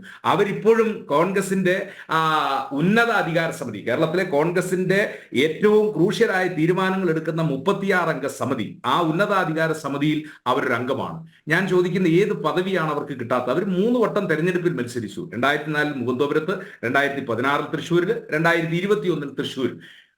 ഒരു കോൺഗ്രസ് പ്രവർത്തകന് ലഭിക്കാൻ കഴിയുന്ന എല്ലാ സൗഭാഗ്യങ്ങളും ഈ പാർട്ടി അവർക്ക് കൊടുത്തു എന്നുള്ളതാണ്. ഈ തെരഞ്ഞെടുപ്പിൽ അവർ തോറ്റത് കോൺഗ്രസ്സുകാർ കാലുവാരിയിട്ടുള്ള ആണ് എങ്കിൽ, കോൺഗ്രസ്സുകാർ ഇത് ഇന്നോ ഇന്നലെയോ ഒന്നും തുടങ്ങിയ ആരോപണങ്ങളല്ലോ. തെരഞ്ഞെടുപ്പിൽ തോക്കുന്ന ആളുകൾക്ക് പല ന്യായീകരണങ്ങൾ ഉണ്ടാകും, പല ബുദ്ധിമുട്ടുകൾ ഉണ്ടാകും. അവർക്ക് തോന്നും അവർക്ക് വേണ്ടി കഷ്ടപ്പെട്ട് കുറെ പാർട്ടി പ്രവർത്തകരുണ്ടല്ലോ. ഇപ്പൊ അവര് 950 വോട്ടിന് തോറ്റു എന്ന് പറയുമ്പോൾ ആ 950 വോട്ടിന്റെ മാർജിൻ വരെ അവരെ എത്തിക്കാൻ വേണ്ടി രാപകലില്ലാതെ കഷ്ടപ്പെട്ട കുറെ പാർട്ടി പ്രവർത്തകരുണ്ട്. ആ പാർട്ടി പ്രവർത്തകര് അവരോട് എന്ത് സമാധാനം പറഞ്ഞു? കാലുവാരിയരുണ്ടെന്ന് പറയുന്നു. ശരി, ആയിക്കോട്ടെ. ഒരു തെരഞ്ഞെടുപ്പിൽ രോഹിണി എത്ര പേർക്ക് കാലുവാരാൻ പറ്റും? എത്ര പേരെ കൊണ്ട് നമുക്ക് കാലുവാരിക്കാൻ പറ്റും? അങ്ങനെ മുഴുവൻ ആളുകളെ കൊണ്ടും കാലുവാരിക്കാൻ പറ്റും? 1000 പേരെ അല്ലെ 2000 പേര്? ഇനി ഏതെങ്കിലും രീതിയിലുള്ള ചില പ്രാദേശിക വികാരോ ഇല്ലെങ്കിൽ ജാതീയമായിട്ടുള്ള അങ്ങനെ എന്തെങ്കിലും വികാരങ്ങൾ ഇളക്കി വിട്ടു കഴിഞ്ഞാലും എത്ര ആളുകളെ കൊണ്ട് നമുക്ക് കാലുവാരിക്കാനായിട്ട് പറ്റും? അപ്പൊ അതൊക്കെ നമുക്ക് ഒരു ന്യായവും ന്യായീകരണവും. എനിക്കിവിടെ വളരെ വിചിത്രമായിട്ട് തോന്നിയ ശ്രീ ജയരാജന്റെ വാദഗതികളാണ്. ജയരാജ് പറഞ്ഞ കോൺഗ്രസ് അങ്ങ് വല്ലാതെ ഉലഞ്ഞു പോയി. ഇല്ല ജയരാജ്, ഞങ്ങൾ അങ്ങനെ ഉലഞ്ഞിട്ടൊന്നുമില്ല. ഞങ്ങൾ അങ്ങനെ ഉലയേണ്ട കാര്യവുമില്ല. ഞങ്ങളുടെ തെരഞ്ഞെടുപ്പ് സംവിധാനത്തിൽ ആലപ്പുഴയിൽ ശ്രീ KC വേണുഗോപാൽ മത്സരിക്കുമെന്നുള്ള കാര്യം ഇപ്പൊ എന്നെ പോലുള്ള ആളുകൾ, ഞങ്ങൾക്കത് വളരെ മാസങ്ങൾക്ക് മുമ്പേ അറിയാവുന്ന ഒരു കാര്യമാണ്. കാരണം അദ്ദേഹം അവിടെ മത്സരിക്കണം, ആലപ്പുഴ സീറ്റ് ഞങ്ങൾക്ക് തിരിച്ചു പിടിക്കണം. അപ്പൊ നമ്മൾ ചോദിക്കുന്ന ഒരു ചോദ്യമുണ്ട്. അങ്ങ് ചോദിച്ചു വനിതകൾക്ക് പ്രാതിനിധ്യം കൊടുത്തില്ലെന്ന്. ഞാൻ പറയുന്നു, ഞാൻ കോൺഗ്രസിന്റെ ഒരു പ്രതിനിധി എന്ന നിലയിൽ ഇവിടെ സംസാരിക്കാൻ ആഗ്രഹിക്കുന്നു. ഇന്ന് കേരളത്തിലെ കോൺഗ്രസ് പ്രസ്ഥാനത്തിൽ വനിതകളിൽ മത്സരിക്കാൻ ഏറ്റവും യോഗ്യ ആള് ആര് എന്ന് ചോദിച്ചാൽ അത് അഡ്വക്കേറ്റ് ഷാനിമോൾ ഉസ്മാനാണ്. ഒരു തർക്കവും ആ കാര്യത്തില്ല. കാരണം അവരുടെ ഒരു പക്വത, അവരുടെ ഒരു അറിവ്, രാഷ്ട്രീയത്തെ കുറിച്ചുള്ള അവരുടെ ഒരു കാഴ്ചപ്പാട്. പക്ഷെ തെരഞ്ഞെടുപ്പിൽ ജയിക്കാൻ പറ്റത്തില്ല. തെരഞ്ഞെടുപ്പിൽ ജയിക്കുക എന്നുള്ളത് ഇറ്റ് ഈസ് സംതിങ് ഡിഫറൻറ്റ്. അതാണ് പത്മജ വേണുഗോപാൽ 3 പ്രാവശ്യം പരീക്ഷിച്ചപ്പോഴും അവർക്ക് സാധ്യമാകാതെ വന്നത്. ഞാൻ പറയുന്നു, കേരളത്തിലെ വനിതാ നേതാക്കളെ നമ്പർ 1 എല്ലാ പാർട്ടിയുടെയും, CPM-ന്റെ, കോൺഗ്രസിന്റെ, BJP-യുടെ എല്ലാവരെയും നമ്മൾ പരിശോധിച്ച് നോക്കുക. ആ പരിശോധനയിൽ ആദ്യത്തെ ഒരു 5 പേരിൽ ഒരാൾ, എല്ലാ പാർട്ടികളുടെയും നോക്കിയോ, ആദ്യത്തെ 5 പേരിൽ ഒരാളായിട്ട് വരും ഷാനിമോൾ ഉസ്മാൻ എന്നുള്ള കാര്യത്തിൽ തർക്കമില്ല. പക്ഷെ എന്തുകൊണ്ടാണ്? ഒരു തെരഞ്ഞെടുപ്പിൽ ജയിക്കാൻ മറ്റ് ചില ഘടകങ്ങളുണ്ട്. ആ ഘടകങ്ങൾ അനുകൂലമല്ലാതെ വരുമ്പോൾ തെരഞ്ഞെടുപ്പിൽ ജയിക്കാൻ പറ്റത്തില്ല. ഞങ്ങള് ഇപ്പോ സ്ഥാനാർത്ഥി വടകരയിൽ നിന്ന് എന്തുകൊണ്ടാണ് അതിൽ സാമുദായിക ശക്തികളുടെ പിൻബലവും ഉണ്ടോ? സാമുദായിക ശക്തികളുടെ പിൻബലമില്ലാതെ, ഞാൻ ചോദിക്കട്ടെ, സാമുദായിക ശക്തികളുടെ പിൻബലമില്ലാതെ കേരളത്തിൽ ആരെങ്കിലും തെരഞ്ഞെടുപ്പിൽ ഇപ്പൊ എന്തിനാ CPM റെഗുലറായി എറണാകുളം സീറ്റിൽ ഒരു ലത്തിൻ കത്തോലിക്കരെയാണല്ലോ മത്സരിപ്പിക്കാറുള്ളൂ. അല്ലാതെ വേറെ ഏതെങ്കിലും ജാതിയിൽപ്പെട്ട ഒരാളെ CPM മത്സരിപ്പിച്ചിട്ടുണ്ടോ? എന്താ CPM-ന് അതിനപ്പുറത്തേക്ക് പോകാൻ കഴിയില്ലാത്തതുകൊണ്ടാണോ? അത് ചില ഘടകങ്ങൾ അതിൻ്റെ അകത്തുണ്ട്. അത് പ്രത്യക്ഷമായിട്ടോ പരോക്ഷമായിട്ടോ ഒക്കെ വർക്ക് ചെയ്യുന്ന ചില ഘടകങ്ങളുണ്ട്. അത് ഒക്കെ കേരളത്തെ സംബന്ധിച്ചിടത്തോളം ഒരു യാഥാർത്ഥ്യമാണ്. ആ യാഥാർത്ഥ്യത്തെ നമ്മൾ കാണുന്നു എന്നുള്ളതാണ്. ഞാൻ ഇപ്പൊ സൂചിപ്പിച്ചത് ശ്രീ ജയരാജനെ ഞങ്ങൾ വിനയപരിസരം ഓർമ്മപ്പെടുത്താൻ ആഗ്രഹിക്കുന്നു. ജയരാജെ, ഞങ്ങളുടെ പാർട്ടിയിൽ നിന്ന് BJP-യിലേക്ക് പോയവരുടെ കണക്ക് നിങ്ങൾ പറയുന്നു. ഈ ഇടതുപക്ഷത്തിൽ നിന്ന് BJP-യിലേക്ക് പോയ ആളുകളുടെ കണക്ക് ഞാനൊരു 2-3 പേരെ അങ്ങയുടെ ഉദാഹരണത്തിന് പറയാം. പഴയത് മുതൽ തുറന്നു വന്നു കഴിഞ്ഞാൽ നമുക്കത് പെട്ടെന്ന് അങ്ങ് മനസ്സിലാകുള്ളൂ. BJP-യുടെ സംസ്ഥാന അധ്യക്ഷൻ CK പത്മനാഭൻ ശ്രീ പിണറായി വിജയനോടൊപ്പം അന്നത്തെ KSYF-ന്റെ പിണറായി വിജയൻ സംസ്ഥാന സെക്രട്ടറിയും ഇദ്ദേഹം സംസ്ഥാന ജോയിന്റ് സെക്രട്ടറി ആണോ അല്ലെങ്കിൽ ആ സെക്രട്ടേറിയറ്റ് അതിൽ അംഗമായിട്ടുള്ള ആളാണ്? എന്താ കമ്മ്യൂണിസ്റ്റുകാരൻ BJP-യിൽ പോകുന്നത് മോശമായതുകൊണ്ടാണോ ഇവരൊക്കെ പോയത്? വടകോട്ട് വിശ്വനാഥ മേനോൻ, വിശ്വനാഥ മേനോൻ, അല്ലെങ്കിൽ അമ്പാടി വിശ്വ എന്നാണ് അദ്ദേഹത്തെ ചുരുക്കപ്പേരിൽ അറിയപ്പെടുന്നത്, എറണാകുളം സ്വദേശി. അദ്ദേഹം നയനാർ മന്ത്രിസഭയിൽ ധനകാര്യ വകുപ്പ് മന്ത്രിയായിരുന്നു. CPM-ന്റെ സംസ്ഥാന സെക്രട്ടേറിയറ്റ് മെമ്പറായിരുന്നു. അദ്ദേഹം 94-ൽ സേവ്യർ അറക്കൽ മരിച്ചതിന് ശേഷമുള്ള തെരഞ്ഞെടുപ്പിൽ അദ്ദേഹം BJP മുന്നണിയുടെ സ്ഥാനാർത്ഥിയായിട്ടല്ലേ പോയത് ഇടതുപക്ഷത്ത് നിന്ന്? എന്തിനാ കഴിഞ്ഞതിന്റെ മുമ്പിലത്തെ തെരഞ്ഞെടുപ്പിലെ കാഞ്ഞിരപ്പള്ളിയിൽ നിങ്ങളുടെ ഇടതുപക്ഷത്തിന്റെ സ്ഥാനാർത്ഥിയായിരുന്നില്ലേ അൽഫോൻസ് കണ്ണന്താനം? അൽഫോൻസ് കണ്ണന്താനം എവിടെ എത്തി നിൽക്കുന്നത്? ഞാൻ ചോദിക്കുന്നു. ജയരാജൻ അറിയുമെങ്കിൽ ഇടുക്കിയിൽ നിന്നുള്ള ഒരു കമ്മ്യൂണിസ്റ്റ് നേതാവ്, പഴയ നേതാവ് ശ്രീനഗരി രാജൻ, MM മണിക്കെതിരെ MM മണിയുടെ പാർട്ടിയിൽ ജില്ലാ സെക്രട്ടറി സ്ഥാനത്തേക്ക് മത്സരിച്ച് പാർട്ടിയിൽ നടന്ന ഇലക്ഷനിൽ 1 വോട്ടിനോ 2 വോട്ടിനോ തോറ്റു. അദ്ദേഹത്തെ പാർട്ടി പുറത്താക്കി. BJPയുടെ ദേശീയ കൗൺസിൽ അംഗമാണ് ഇന്ന് അദ്ദേഹം PT തോമസ് മത്സരിക്കുന്ന തെരഞ്ഞെടുപ്പിൽ ഇടുക്കി പാർലമെന്റിൽ PT തോമസിനെതിരെ BJPയുടെ സ്ഥാനാർത്ഥിയായിട്ട് മത്സരിച്ച അങ്ങ് ഞങ്ങളുടെ ആളുകൾ പോകുന്നു, ഇല്ലെങ്കിൽ ഞങ്ങളുടെ നേതാക്കൾ പോകുന്നതിനെ കുറിച്ച് വളരെ വാചാലനാകുന്നു. പശ്ചിമ ബംഗാളിൽ നിങ്ങളുടെ പാർട്ടി അപ്പാടെ പോയി സാർ, സമൂലത്തിൽ പോയി. ഞാൻ അവരുടെ ഒരു മിനിറ്റ് കൂടെ അവരുടെ പേരുകളൊന്ന് വായിക്കാം. ഗഗൻ മുർമു MLA ആണ്, മഹബൂബൂസ ഹത്തു, ജ്യോതിർമയ് സിക്ദർ, ത്രിപുരയിൽ നിന്നുള്ള CPMന്റെ MLA മുബഷീർ അലി. അങ്ങനെ ഇങ്ങോട്ട് വായിച്ചു കഴിഞ്ഞാൽ വിശ്വജിത് ദത്ത, സുബാൽ ഭൗമിക്ക്, ചന്ദ്രൻ ഭൗമിക്ക്, അശോക് ദിന്ദ, തപസി മണ്ഡൽ, സ്വദേശ് രഞ്ജൻ നായിക്, ദീപാലി വിശ്വാസ്, നികുഞ്ച പൈക്ക്, അംഗഡ് ബൗറി, ദേവേന്ദ്രനാഥ് റോയ്. അല്ല, ഇത് ഈ ലിസ്റ്റ് വളരെ വിശാലമാണ്. ഇത് നമ്മളൊന്ന് സെർച്ച് ചെയ്ത് കഴിഞ്ഞാൽ കോൺഗ്രസിൽ നിന്നും CPMൽ നിന്നും ഒക്കെ പോയ ലിസ്റ്റുകൾ ഇങ്ങനെ നമുക്ക് മുൻപാകെ വരും. അല്ല, ഇതൊക്കെ CPMൽ നിന്നും ഇടതുപക്ഷത്തിൽ നിന്നും പോയവരാണ്. എന്നിട്ട് ഇവര് പറയുകയാണ് ഇവരുടെ പാർട്ടിയിൽ നിന്നും ആരും പോകുന്നില്ല, കോൺഗ്രസിൽ നിന്ന് മാത്രം പോകുന്നു എന്നുള്ളത്. കോൺഗ്രസിൽ നിന്ന് പോകുന്നയാളുടെ പുറകെ ഞങ്ങൾ മാഷാ അല്ലാ എന്ന് സ്റ്റിക്കർ ഒട്ടിച്ച് 51 വിട്ടു കൊടുക്കാത്തതുകൊണ്ട് അവർക്ക് സൗകര്യമായിട്ട് പോകാം, ഒരു തർക്കവുമില്ല. അവർ കുറച്ചു കാലം കോൺഗ്രസിനെ വിമർശിച്ചോട്ടെ, ഞങ്ങൾ അതിനെ ജനാധിപത്യപരമായിട്ട് കാണുന്നു. ഈ പാർലമെന്റ് തെരഞ്ഞെടുപ്പ് കഴിയുന്നത് വരെ പത്മജിയും ഇങ്ങനെ ചാനലുകളിലും ഇന്റർവ്യൂവിലും അതുപോലെ തന്നെ പത്രങ്ങളിലും മാധ്യമങ്ങളിലും ഒക്കെ നിറഞ്ഞു നിൽക്കും. അത് കഴിയുമ്പോഴേക്കും അവരും അസ്തമിക്കും എന്നുള്ള കാര്യത്തിൽ ഒരു തർക്കവുമില്ല. അതുകൊണ്ട് ഞങ്ങളുടെ പാർട്ടിയിൽ നേതൃത്വമില്ല, നേതാവില്ല എന്നുള്ള അവരുടെ വാദഗതി അത് ശരിയല്ല എന്ന് ഞാൻ അവരെ ഓർമ്മപ്പെടുത്തുന്നു. ശ്രീ സന്ദീപ് വാര്യർ, ഇവിടെ വർഗീയ ശക്തികളോടൊപ്പം പത്മജ ചേർന്നു എന്നുള്ള വിമർശനമാണ് പിന്നീട് ഉന്നയിച്ചത്. വലിയ രീതിയിൽ ദേശീയതയ്ക്കൊപ്പം നിൽക്കുന്ന BJPയോടൊപ്പം ചേരുന്നവരെയൊക്കെ അങ്ങനെയാണ് പറയുന്നത്. വർഗീയ ശക്തിക്കൊപ്പം ചേർന്നു, ഇനി എല്ലാം ഇത്തരത്തിൽ പറഞ്ഞതുപോലെ കുറച്ച് നാൾ നിൽക്കും, അത് കഴിയുമ്പോൾ അധോഗതിയിലേക്ക് പോകും എന്നുള്ള ഒരു സമീപനമാണ് ഇത്തരം പാർട്ടികളുടേത്. അതിനു മുമ്പ് കോൺഗ്രസിന്റെ പ്രതിനിധി ശ്രീ സേനാപതി വേണു പറഞ്ഞ ചില അടിസ്ഥാനരഹിതമായ കാര്യങ്ങൾക്ക് മറുപടി പറയേണ്ടതുണ്ട്. അദ്ദേഹത്തിന്റെ ചില അവകാശവാദങ്ങൾ മൻമോഹൻ സിംഗ് സർക്കാരിന്റെ കാലത്ത് രാജ്യം വലിയ സാമ്പത്തിക പുരോഗതി കൈവരിച്ചു എന്നുള്ള രീതിയിൽ അദ്ദേഹം പറഞ്ഞു. അത് അദ്ദേഹം ഉന്നയിച്ച കണക്കുകളൊക്കെ വസ്തുതാവിരുദ്ധമാണ്. അദ്ദേഹം 12% ഗ്രോത്ത് റേറ്റ് ഒക്കെ പറഞ്ഞു. അത്തരത്തിലുള്ള ഗ്രോത്ത് റേറ്റ് ഒന്നും ഒരു കാലത്തും നമ്മുടെ രാജ്യത്തിന് വന്നിട്ടില്ല, ഡബിൾ ഡിജിറ്റിലേക്കൊന്നും പോയിട്ടേ ഇല്ല എന്നുള്ളതാണ് വസ്തുത. വാസ്തവത്തിൽ മൻമോഹൻ സിംഗ് സർക്കാരിന്റെ കാലത്ത് രാജ്യത്തിന് സംഭവിച്ചിട്ടുള്ള സാമ്പത്തിക ദുരന്തം, ആ സാമ്പത്തിക ദുരന്തം സംബന്ധിച്ച് അന്താരാഷ്ട്ര ക്രെഡിറ്റ് ഏജൻസികളൊക്കെ റേറ്റിംഗിന്റെ ഭാഗമായി കൃത്യമായിട്ട് സൂചിപ്പിച്ചിട്ടുണ്ട്. അന്താരാഷ്ട്ര ഏജൻസികളടക്കമുള്ളവർ അക്കാലത്ത് ഇന്ത്യയെ വിശേഷിപ്പിച്ചത് ഫ്രജൈൽ 5 എന്നാണ്. ലോകത്തെ ഏറ്റവും ദുർബലമായ 5 എക്കണോമികളിൽ ഒന്നായിട്ട് ഇന്ത്യ മാറി. അതാണ് മൻമോഹൻ സിംഗ് സർക്കാരിന്റെ കാലത്ത് 2013 ഇന്ത്യക്ക് കിട്ടിയ പേരെന്ന് പറയുന്നത് ഫ്രജൈൽ 5 എക്കണോമി എന്നുള്ളതായിരുന്നെങ്കിൽ നരേന്ദ്രമോദി സർക്കാരാണ് 5th ലാർജസ്റ്റ് എക്കണോമി ആയിട്ട് ഇന്ത്യയെ മാറ്റിയത്. മൻമോഹൻ സിംഗിന്റെ ഭരണകാലത്ത് ഇന്ത്യൻ സാമ്പത്തിക രംഗം സമ്പൂർണ്ണമായി തകരുകയും ഇന്ത്യയിലത്തെ ബാങ്കുകൾ മുഴുവൻ ബാഡ് ലോണുകളുടെ അടിസ്ഥാനത്തിൽ, അതായത് UPA സർക്കാരിന്റെ മന്ത്രിമാരും നെഹ്റു കുടുംബവും ഫോൺ ചെയ്താൽ ലോൺ കൊടുക്കുന്ന സാഹചര്യം ഉണ്ടാവുകയും ഇന്ത്യയിലെ നിരവധി ക്രിമിനലുകൾ കോടിക്കണക്കിന് 10,000 കോടി രൂപയുടെ ലോണുകൾ എടുത്തുകൊണ്ട് നമ്മുടെ ദേശസാൽകൃത ബാങ്കുകളെ വലിയ പ്രതിസന്ധിയിലാക്കിക്കൊണ്ട് ഇവിടുന്ന് മുങ്ങുകയും ഒക്കെ ചെയ്തൊരു കാലഘട്ടം നിങ്ങൾക്ക് ഓർമ്മയുണ്ടാകും. അങ്ങനെ നമ്മുടെ രാജ്യത്തെ സാമ്പത്തിക രംഗത്തെ സമ്പൂർണ്ണമായി തകർത്തെറിഞ്ഞ ഒരു സർക്കാരായിരുന്നു മൻമോഹൻ സിംഗിന്റെ സർക്കാർ. അദ്ദേഹം പറഞ്ഞ ഒരു കാര്യം ഞാൻ സമ്മതിക്കുകയാണ്. നരസിംഹറാവു സർക്കാർ കൊണ്ടുവന്നിട്ടുള്ള സാമ്പത്തിക ഉദാരീകരണ നയങ്ങൾ തീർച്ചയായിട്ടും അത് രാജ്യത്തിന്റെ സാമ്പത്തിക പുരോഗതിയിൽ വലിയ സംഭാവന നൽകിയിട്ടുള്ള തർക്കമൊന്നുമില്ല. അതുകൊണ്ട് തന്നെയാണ് ശ്രീ നരസിംഹറാവുവിന് ഭാരതരത്ന കൊടുത്തുകൊണ്ട് അദ്ദേഹത്തെ ആദരിക്കാൻ BJP ഗവൺമെന്റ് തീരുമാനിച്ചത്. നരസിംഹറാവുവിന്റെ മൃതദേഹം പോലും AICC ആഫീസിൽ കയറ്റാതെ ഗേറ്റ് പൂട്ടിയിട്ട ആളുകളാണ് നിങ്ങൾ. ദക്ഷിണേന്ത്യക്കാരനായ കറുത്തവനായ നിരവധി ഭാഷകൾ സംസാരിക്കുന്ന പണ്ഡിതനായ നരസിംഹറാവുവിനെ നെഹ്റു കുടുംബത്തിന് ഭയമായിരുന്നു.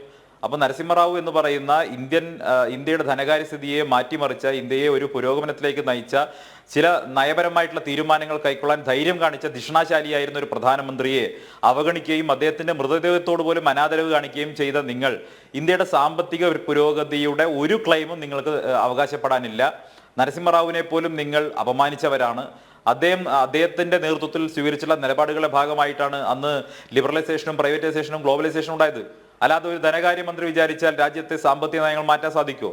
നിങ്ങൾ എല്ലാ ക്രെഡിറ്റും മൻമോഹൻ സിംഗിന് കൊടുക്കുന്ന സമയത്ത് ഈ രാജ്യത്തെ ജനങ്ങൾക്ക്, ചിന്തിക്കുന്ന ജനങ്ങൾക്ക് അത് മനസ്സിലാക്കാനുള്ള ബുദ്ധിയുണ്ടെന്ന് നിങ്ങൾ മനസ്സിലാക്കണ്ടേ? മൻമോഹൻ സിംഗിന്റെ എന്ത് ക്രെഡിറ്റ് കാര്യത്തിലുള്ളത്? മൻമോഹൻ സിംഗ് കേവലം ധനകാര്യമന്ത്രിയായിരുന്നു. രാജ്യത്തെ ലേബർ പോളിസി ആണെങ്കിലും ഇൻഡസ്ട്രിയൽ പോളിസി ആണെങ്കിലും അതൊക്കെ ധനകാര്യമന്ത്രിയുടെ കൈവശം വരുന്നതല്ല. അന്നത്തെ ഇൻഡസ്ട്രിയൽ പോർട്ട്ഫോളിയോ കൈകാര്യം ചെയ്യുന്ന മന്ത്രിയുടെ പേര് അത് പ്രധാനമന്ത്രി നേരിട്ടായിരുന്നു. മൻമോഹൻ സിംഗിന്റെ ബജറ്റിന്റെ തലേ ദിവസമാണ് പുതിയ ഇൻഡസ്ട്രിയൽ പോളിസി 91 ടേബിൾ ചെയ്യുന്നത്.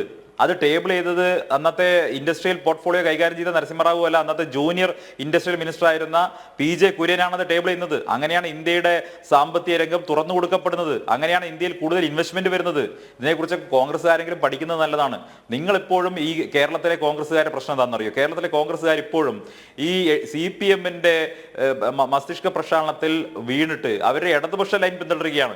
ഈ ഉദാരവൽക്കരണത്തെക്കുറിച്ചും ആഗോളവൽക്കരണത്തെക്കുറിച്ചും ഒക്കെ കോൺഗ്രസ് ഗവൺമെന്റ് നടപ്പാക്കിയിട്ടുള്ള അത്തരം കാര്യങ്ങൾ ക്ലെയിം ചെയ്തു കഴിഞ്ഞാൽ അത് ഞങ്ങൾക്ക് എന്തോ അപകടം ചെയ്യും എന്ന തോന്നൽ കൊണ്ട് കോൺഗ്രസ്സുകാർ അത് അവകാശപ്പെടാറില്ല. പക്ഷെ അതിന്റെ ക്രെഡിറ്റ് മുഴുവനുള്ളത് വാസ്തവത്തിൽ ആ നയപരമായ തീരുമാനങ്ങൾ കൈക്കൊണ്ട പ്രധാനമന്ത്രി എന്നുള്ള നിലയ്ക്ക് സ്വാതന്ത്ര്യത്തിന് ശേഷം നെഹ്റു കുടുംബം കൈക്കൊണ്ടിട്ടുള്ള സാമ്പത്തിക നയമുണ്ട്. അന്ന് നമ്മുടെ വളർച്ച എന്ന് പറയുന്നത് കേവലം 2%, 3%, പലപ്പോഴും നെഗറ്റീവുമായിരുന്നു. അതിന് ഹിന്ദു റേറ്റ് ഓഫ് ഗ്രോത്ത് എന്ന് കളിയാക്കി വിളിച്ചിരുന്നു ലോകം. അപ്പം നെഹ്റു കുടുംബം കൈക്കൊണ്ടിട്ടുള്ള തെറ്റായ നടപടികളുടെ ഭാഗമായി നമ്മുടെ രാജ്യം സാമ്പത്തികമായി തകർന്ന് തരിപ്പണമായപ്പോൾ നമ്മുടെ രാജ്യത്ത് കേവലം ഒരാഴ്ചയ്ക്ക് പോലുമുള്ള ഫോറിൻ റിസർവിൽ ബാക്കിയില്ലാത്തൊരു കാലഘട്ടത്തിൽ രാജ്യത്ത് നയപരമായ മാറ്റങ്ങൾ സധൈര്യം കൊണ്ടുവന്ന് രാജ്യത്തിന്റെ സാമ്പത്തിക പുരോഗതിക്ക് അടിത്തറയേകിയത് നരസിംഹറാവു ആയിരുന്നു. ആ കാര്യത്തിൽ ഒരു തർക്കവുമില്ല. അതുകൊണ്ട് തന്നെയാണ് നരേന്ദ്രമോദി സർക്കാർ നരസിംഹറാവുവിനെ ഭാരതരത്നം കൊടുത്ത് അംഗീകരിച്ചതും ആദരിച്ചതും. നിങ്ങൾ അദ്ദേഹത്തെ അപമാനിക്കുകയാണ് ചെയ്തത്. അതുകൊണ്ടാണ് ഞാൻ പറഞ്ഞത് കോൺഗ്രസിന് അത്തരത്തിലുള്ള ഒരു ക്ലെയിമുകളും ചെയ്യാനുള്ള ഒരു അർഹതയുമില്ല. ഇനി അദ്ദേഹം പറഞ്ഞൊരു കാര്യം, മൻമോഹൻ സിംഗ് സർക്കാരിന്റെ കാലത്ത് ഞാൻ നേരത്തെ സൂചിപ്പിച്ചതുപോലെ അഴിമതിയുടെ ഭാഗമായി ലക്ഷക്കണക്കിന് കോടി രൂപയുടെ അഴിമതി നടത്തി നമ്മുടെ രാജ്യത്തിന്റെ പൊതു ഖജനാവ് മുഴുവൻ കോൺഗ്രസ്സുകാർ കൊള്ളയടിച്ചു. മൻമോഹൻ സിംഗ് തന്നെ പറഞ്ഞു, ഒരു ഘട്ടത്തിൽ പറഞ്ഞു, സഖ്യകക്ഷി രാഷ്ട്രീയത്തിന്റെ സമ്മർദ്ദം കൊണ്ട് DMK-കാർ ചെയ്യുന്ന ലക്ഷക്കണക്കിന് കോടി രൂപയുടെ അഴിമതി എനിക്ക് കണ്ടില്ല എന്ന് നടിക്കേണ്ടി വന്നു. അതിൽ പ്രതിഷേധിച്ചിട്ട് രാജ കത്തെഴുതിയത് അതൊക്കെ ചരിത്രത്തിന്റെ ഭാഗമാണ്. അതൊക്കെ മൻമോഹൻ സിംഗിന്റെ തന്നെ പരസ്യമായിട്ടുള്ള പ്രസ്താവനകളാണ്. ഇതൊക്കെ വീണ്ടും എടുത്ത് ഓർമ്മിപ്പിക്കേണ്ടി വരുന്നത് സേനാപതി വേണുവിനെ പോലെയുള്ളവർ ഇതെല്ലാം പൊതുജനം മറന്നിട്ടുണ്ടാവും എന്നുള്ള പ്രതീക്ഷയിൽ മൻമോഹൻ സിംഗിനെ ഇവിടെ ഉയർത്തി കാണിക്കുന്നതുകൊണ്ടാണ്. മൻമോഹൻ സിംഗ് 10 വർഷക്കാലം പ്രധാനമന്ത്രി എന്നുള്ള നിലയ്ക്ക് രാജ്യം കണ്ട ഏറ്റവും ദുർബലനായ പരാജയപ്പെട്ട പ്രധാനമന്ത്രി തന്നെയായിരുന്നു എന്നുള്ള കാര്യത്തിൽ ഒരു തർക്കവും വേണ്ട. അദ്ദേഹത്തിന്റെ കാലത്താണ് രാജ്യം കണ്ട ഏറ്റവും ഭീകരമായിട്ടുള്ള ഏറ്റവും കൂടുതൽ മനുഷ്യർ കൊല്ലപ്പെട്ട ഭീകരവാദ ആക്രമണങ്ങൾ മുഴുവൻ അരങ്ങേറിയതും. എന്നാൽ അതിന്റെ പേരിൽ പാകിസ്ഥാനെതിരെ ഒരു നടപടി പോലും എടുക്കാൻ കഴിയാതെ പോയതും മൻമോഹൻ സിംഗിന്റെ കാലത്താണ്. ആ മൻമോഹൻ സിംഗിനെയാണ് പാകിസ്ഥാന്റെ പ്രധാനമന്ത്രി ദേഹാത്തി ഔരത്ത് എന്ന് ആക്ഷേപിച്ചത്. അമേരിക്കയിൽ പോയിട്ട് പരാതി പറയുന്ന നാട്ടുംപുറത്തെ പെണ്ണ് എന്നാണ് മൻമോഹൻ സിംഗിനെ ആക്ഷേപിച്ചത്. അന്ന് നിങ്ങളുടെ കതിർട്ട ഒരു കോൺഗ്രസ് നേതാവും മൻമോഹൻ സിംഗിനെ അനുകൂലിച്ചുകൊണ്ട് രംഗത്ത് വന്നില്ല. അത് മൻമോഹൻ സിംഗ് കോൺഗ്രസ്സുകാരനാണെങ്കിലും ഞങ്ങളുടെ പ്രധാനമന്ത്രിയാണ്. ഞങ്ങളുടെ പ്രധാനമന്ത്രിയെ ആക്ഷേപിക്കാൻ പാകിസ്ഥാനെ അനുവദിക്കുകയില്ല എന്ന് പറഞ്ഞുകൊണ്ട് അതിന് മറുപടി കൊടുത്ത് അന്നത്തെ ഗുജറാത്ത് മുഖ്യമന്ത്രിയായിരുന്ന നരേന്ദ്രമോദിയായിരുന്നു. മറക്കരുത്. ഇനി നിങ്ങൾ ചോദിച്ചൊരു കാര്യത്തിലേക്ക് വരാം, എന്തുകൊണ്ട് BJP-യിലേക്ക് ആളുകൾ കടന്നു വരുന്നു എന്നുള്ളത് കോൺഗ്രസ് ആണ് ആത്മവിമർശനം നടത്തേണ്ടത്. ഇവിടെ ശ്രീ സേനാപതി വേണു പറഞ്ഞ അദ്ദേഹത്തിന്റെ തന്നെ സഹപ്രവർത്തകരെ കുറിച്ച് പറഞ്ഞ വളരെ മോശമായിട്ടുള്ള ഒരു കമന്റ് ഉണ്ട്. അത് ശ്രീ രാഹുൽ മാങ്കൂട്ടത്തിൽ കഴിഞ്ഞ ദിവസം പറഞ്ഞൊരു കമന്റ് അതുപോലെ തന്നെയാണെന്നാണ് ഞാൻ കരുതുന്നത്. കാരണം ഷാനിമോൾ ഉസ്മാൻ വലിയ നേതാവാണെങ്കിലും തെരഞ്ഞെടുപ്പിൽ ജയിക്കാൻ കഴിയില്ല എന്ന് പറഞ്ഞത്. നോക്കൂ, ഈ സംസ്ഥാനത്ത് സ്ത്രീ നേതാക്കന്മാരെ കുറിച്ച്, വനിതാ നേതാക്കന്മാരെ കുറിച്ച് ഇത്ര മോശപ്പെട്ട ചിന്താഗതിയാണ് കോൺഗ്രസിന്റെ സേനാപതി വേണുവിനെ പോലുള്ള നേതാക്കന്മാര്.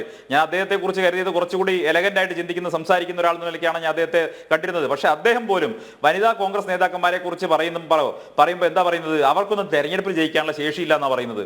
ഇത് എത്രമാത്രം സ്ത്രീ വിരുദ്ധമായിട്ടുള്ള കമന്റാണ്. അങ്ങനെ പറയാൻ പാടുണ്ടോ? അവർക്കൊന്നും തെരഞ്ഞെടുപ്പിൽ ജയിക്കാൻ ശേഷിയില്ല എന്ന് പറയാൻ പാടുണ്ടോ? അല്ലെങ്കിൽ തെരഞ്ഞെടുപ്പിന്റെ ചില ഇക്വേഷൻസ് വരുമ്പോൾ അവരെ ഒന്നും ജയിപ്പിക്കാൻ പറ്റുന്നില്ല എന്ന് പറയാൻ പാടുണ്ടോ? നോക്കൂ, ഇവിടെ സ്ത്രീകൾക്ക് പ്രാതിനിധ്യം കൊടുക്കുന്നതിൽ കോൺഗ്രസ് പരാജയപ്പെട്ടു എന്ന് ഇന്ന് ആക്ഷേപിച്ചതാരാണ്? കോൺഗ്രസിന്റെ അഖിലേന്ത്യാ വക്താവായിട്ട് ഷമാ മുഹമ്മദ് ആക്ഷേപിച്ചിരിക്കുന്നു. ഇവിടെ എല്ലാ മാധ്യമ ചർച്ചകളിലും വന്ന് വളരെ ക്ഷമയോടുകൂടി, പ്രതിപക്ഷ ബഹുമാനത്തോടുകൂടി, വളരെ ആദരവോടുകൂടി സഭ്യമായ ഭാഷയിൽ ചർച്ച ചെയ്യുന്ന കോൺഗ്രസിന്റെ ഏറ്റവും വലിയ വക്താവ് തന്നെ ഷമാ മുഹമ്മദ് തന്നെ എന്ന് പറഞ്ഞിരിക്കുകയാണ് കോൺഗ്രസിൽ സ്ത്രീകൾക്ക് വിലയില്ല, കോൺഗ്രസ് സ്ത്രീകൾക്ക് അർഹമായ പരിഗണന കൊടുക്കുന്നില്ല. കേരളത്തിലെ കോൺഗ്രസിനെതിരെയാണ് അവർ പറഞ്ഞിരിക്കുന്നത്. ഇനി എനിക്ക് സേനാപതി വേണുവിനോട് ചോദിക്കാനുള്ള കാര്യം, അദ്ദേഹം KC വേണുഗോപാൽ മാസങ്ങൾക്ക് മുമ്പ് തന്നെ ആലപ്പുഴയിൽ മത്സരിക്കുമെന്ന് അദ്ദേഹത്തിന് അറിയാമായിരുന്നു എന്ന് പറഞ്ഞു. ഞാൻ അദ്ദേഹത്തോട് ചോദിക്കാൻ ആഗ്രഹിക്കുന്നത്, ശരി, നിങ്ങളുടെ വാദം അംഗീകരിച്ചുകൊണ്ട് നിങ്ങൾ പറയുന്നതനുസരിച്ചാണെങ്കിൽ ആലപ്പുഴയിൽ ഇനി KC വേണുഗോപാൽ അങ്ങ് ജയിച്ചു എന്ന് നിങ്ങളുടെ വാദത്തിന് വേണ്ടി സമ്മതിച്ചാൽ രാജസ്ഥാനിലെ രാജ്യസഭാ സീറ്റ് അപ്പം നിങ്ങൾക്ക് നഷ്ടപ്പെടില്ലേ? രാജസ്ഥാനിൽ ഇപ്പോൾ KC വേണുഗോപാലിന്റെ കൈവശം ഇരിക്കുന്ന രാജ്യസഭാ സീറ്റ് വീണ്ടും ജയിക്കാൻ ആവശ്യമായ നമ്പർ ഇപ്പൊ നിങ്ങളുടെ കൈവശം രാജസ്ഥാനിൽ ഇല്ലല്ലോ. ഇപ്പൊ BJP-യുടെ കയ്യിലാണല്ലോ ആ നമ്പർ ഉള്ളത്. അപ്പൊ സ്വാഭാവികമായിട്ടും രാജ്യസഭയിൽ BJP-ക്ക് ഒരു അംഗത്തെ കൂടി കൂടുതലായി ഉണ്ടാവാനല്ലേ വേണുഗോപാൽ ആലപ്പുഴയിൽ വരുമ്പോൾ സ്വാഭാവികമായിട്ടും സഹായിക്കുകയുള്ളൂ. ഇത് ന്യായമായിട്ടുള്ള ചോദ്യം കൂടിയാണല്ലോ. ആ ചോദ്യത്തിന് കോൺഗ്രസ് മറുപടി പറയേണ്ടി വരും. ഞങ്ങൾക്ക് എന്തായാലും അക്കാര്യത്തിൽ ഞാൻ കോൺഗ്രസിന്റെ ഭീതി മനസ്സിലാവുന്നുണ്ട്. കാരണം കോൺഗ്രസിന്റെ സംഘടനാ ചുമതലയുള്ള, നിങ്ങൾ ആലോചിക്കണം, സംഘടനാ ചുമതലയുള്ള ജനറൽ സെക്രട്ടറി എന്ന് പറയുമ്പോൾ രാജ്യത്തെമ്പാടുമുള്ള കോൺഗ്രസിന്റെ തെരഞ്ഞെടുപ്പ് നിയന്ത്രിക്കുകയും ചലിപ്പിക്കുകയും മുന്നോട്ട് കൊണ്ടുപോകാൻ ഉത്തരവാദിത്തമുള്ള ആളാണ്. ഇവിടെ ചില മാധ്യമങ്ങളുടെ ഭാഷയിൽ പറഞ്ഞാൽ, മനോരമയുടെ ഭാഷയിൽ പറഞ്ഞാൽ വാർ റൂം വേണുവാണ്. ആ വാർ റൂം വേണു ഇപ്പൊ ആലപ്പുഴയിൽ വന്ന് തെരഞ്ഞെടുപ്പിൽ മത്സരിക്കുക എന്ന് പറഞ്ഞാൽ കോൺഗ്രസിന്റെ ഗതികേടല്ലാതെ മറ്റെന്താണ്? കോൺഗ്രസിന് ജയിക്കാൻ കഴിയില്ല എന്നുള്ളത് വ്യക്തമായിരിക്കുന്നു. രാജ്യത്തെവിടെയും ജയിക്കാൻ കഴിയില്ല. അതുകൊണ്ട് തന്നെ ഡൽഹിയിൽ ഇരുന്ന് പഴയതുപോലെ ഇനി കാര്യമൊന്നുമില്ല, കേരള രാഷ്ട്രീയത്തിൽ ഇടപെടുന്നതാണ് നല്ലത് എന്ന് തോന്നിയത് കൊണ്ടായിരിക്കാം KC വേണുഗോപാൽ ഇങ്ങോട്ട് ഓടിപ്പോകുന്നത്. കേരളത്തിലെ കോൺഗ്രസ് നേതാക്കന്മാരുടെ ദയനീയ അവസ്ഥയാണ് കാണിക്കുന്നത്. വടകരയിൽ നിന്ന് മുരളീധരന് ഓടിപ്പോരേണ്ടി വരുന്നു. വടകരയിൽ പുതിയ സ്ഥാനാർത്ഥിയെ കൊണ്ടുപോയി പാലക്കാട്ട് MLA കൊണ്ടുപോയി മത്സരിക്കേണ്ട ഗതികേടുണ്ടാകുന്നു. ഇതൊക്കെ കോൺഗ്രസിന്റെ ദയനീയമായിട്ടുള്ള പതനത്തെയാണ് സൂചിപ്പിക്കുന്നത്. കോൺഗ്രസ് ഈ പതനത്തിന് തിരിച്ചു വരാൻ പോകുന്നില്ല. സേനാപതി വേണു അടക്കമുള്ള നേതാക്കന്മാർ എത്രയും പെട്ടെന്ന് ആ കപ്പലിൽ നിന്ന് ചാടി രക്ഷപ്പെട്ടാൽ അവർക്കെങ്കിലും ഭാവി ഉണ്ടാകും.